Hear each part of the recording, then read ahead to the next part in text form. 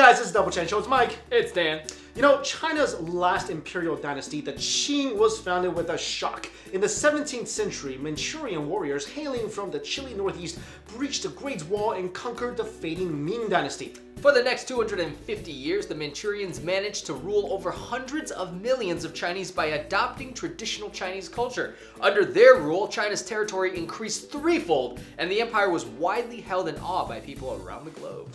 And in the center of the Middle Kingdom is, of course, the Emperor, the son of heaven. Don't you ever wonder what transpires in the daily life of a Chinese emperor? I mean, does he eat some super fancy breakfast and then, head to the gym? Head to the gym.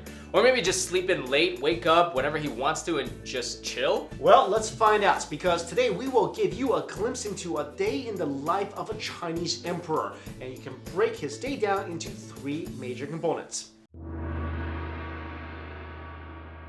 The first component, early risers and workers. The Manchu ethnic group, comprising but a tiny portion of China's massive population, went to great lengths to rule efficiently and harmoniously, ruling from the Forbidden City in China's northern capital of Beijing. Qing emperors led lives of painstaking diligence and are remembered for their personal discipline and measured dedication. At 5 a.m., the emperor rose to be dressed. His robes were selected in accordance with the varying seasons, months, occasions, and even different times of the day. Once dressed, the ruler would pray to Buddha, then spend his morning vigorously absorbing lessons in historical records passed down by his ancestors. Through constant learning, he aspired to streamline his own governance. At 7 a.m., the emperor finishes his studies and is off to breakfast. In accordance with Manchu custom, the Qing monarchs took two major meals daily, one in the morning, the other in the early afternoon, so kind of like me. Two major departments, the Office of Palatial Affairs and the Imperial Household Department,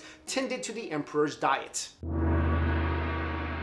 Moving on to the second part of the emperor's day, which is focused policy making. The greatest Qing emperors held court early, quickly, and frequently. It was during this time that the emperor announced policy and gave his orders. Officials representing different advisory bodies and government agencies would submit imperial reports to the emperor, which he read at breakfast. He would then choose which men to meet individually with from a list of available officers provided by a eunuch, and then head to court for a 1.5-hour session. Court was only mandatory on a few days of the lunar month, but diligent emperors would hold more frequent sessions, typically starting at 9:30 a.m. Emperor Kangxi saw his officials almost daily. Following the meetings, the emperor, retreating to his palace quarters, would set himself upon his paperwork. A vermilion ink pen designated for him exclusively was used to write and make notes to imperial documents. On busy days, an emperor might stay up late into the night reviewing his executive policy. Moving on to the third part of the emperor's day, the meditative bearing.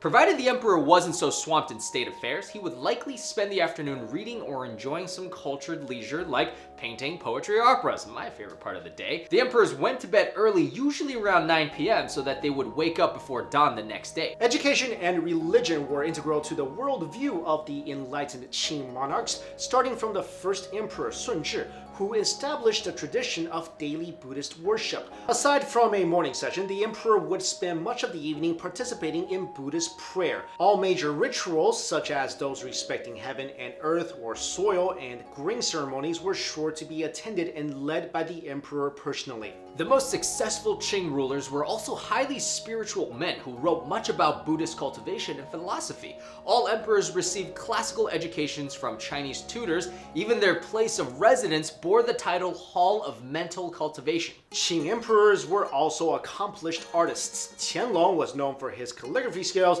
and Kangxi, in true Confucian fashion, spent his spare time researching musical traditions from both East and West. Manchus sponsored the arts and culture from an early period in their rule, which no doubt contributed to their success in governing the Chinese. So there you go, guys. That's a typical day in the life of a Chinese emperor during the Qing dynasty, and it sounds kind of mundane. Well, I don't know about you, but poetry, painting, calligraphy, mental cultivation, sounds pretty awesome. Where's the workout? Where's the gym? Where's the bench press? I don't think they saw those things as necessarily important components of rule, Mike. Come on. Okay, look, I think these are very, they're talking about the great emperors of Qing Dynasty. That's right. So they all had to put themselves in very strict habits every single day to govern, as a country. I really like the fact that these Qing rulers, they really paid attention to the arts and culture. Imagine if like our presidents and rulers today, they had to like play the piano and write poetry. Like, that's a really, really high task. Yeah, so let me ask you, would you be one of these emperors if that was your life? That's your life. You just, every day, you like it, actually. I'll tell you right now, sign me up. So let me ask you, Mike, I would rather be one of these Qing Dynasty emperors. What about emperors that practice martial arts? Oh, they practice martial arts. There's some that are really good martial artists. Some say Qianlong was an expert martial artist. Okay. But I'll say this. Yeah. I'd rather be like a wandering martial artist in the Jianghu and just be free. Yeah. All right, guys, there's some information for you. Hope you learned something today. Thanks for watching, everybody. See ya. Later.